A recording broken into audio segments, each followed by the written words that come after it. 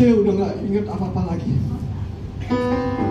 Lalu ada seorang ibu di tempat kami sel group, dia telepon pada salah seorang anggota sel group. Dia tanya, apa tahu salah seorang teman Kohengki di tempat olahraga. Kebetulan dia tahu. Dia telepon untuk supaya orang itu datang ke rumah saya lihat keadaan saya. Karena saya tinggal hanya dengan 2 keponakan yang masih kecil, 14 dan 16 tahun, yang masih belum ngerti apa-apa. Suami istri datang ke rumah saya. Dia lihat saya tuh udah setengah sadar. Lalu dia tanya ke ponakan saya, siapa yang dapat bisa ini? Lalu ponakan saya kasih nomor telepon ponakan yang di Serpong, yang lain, yang umurnya 30 tahun ke atas. Dia bilang, ini om kamu sudah mesti dibawa ke rumah sakit. Lalu ponakan saya bilang, oke, tolong diatur dulu, nanti saya dari Serpong langsung ke rumah sakit. Sampai di rumah sakit, saya ditolak karena saat itu COVID sedang tinggi. Tetapi ponakan saya punya istri bilang, om saya ini pakai dokter internis di sini. Coba tolong kasih tahu kalau dia tidak diterima, dokter ini praktik di mana lagi selain di sini? Nggak ada, kata dia.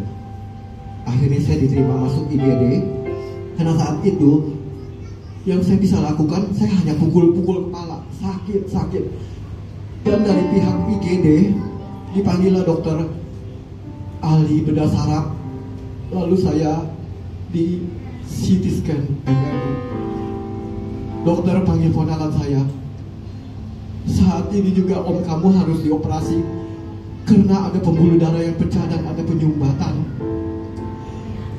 Teman saya ada yang mau pindahin saya ke rumah sakit yang lain yang dokter itu terkenal untuk ahli bedah saraf.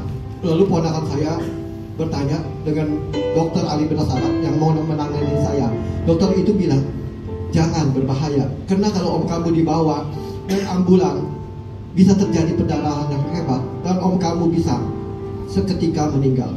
Lalu ponakan saya berunding. Akhirnya mereka bilang, udahlah kita ambil keputusan, kita operasi di sini saja. Kalau sampai memang nggak ketulungan, kita nggak menyesal karena kita sudah ambil tindakan. Tapi kalau kita pindah di rumah, di tengah jalan om kita meninggal, kita akan menyesal. Singkat cerita, saya dioperasi selama 4 jam. Kepala saya dibuka. Setelah selesai operasi, saya dibawa ke ruangan ICU. Saya sadar, saya dapat berbicara. Semua anggota tubuh saya, semua dapat digerakkan oleh kuasa darah Yesus, kebesaran Tuhan Yesus.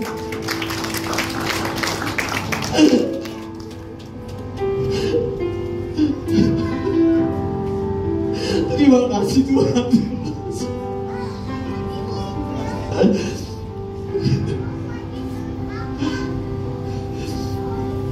Saya di ICU 2 malam, langsung cari kamar untuk dirawat.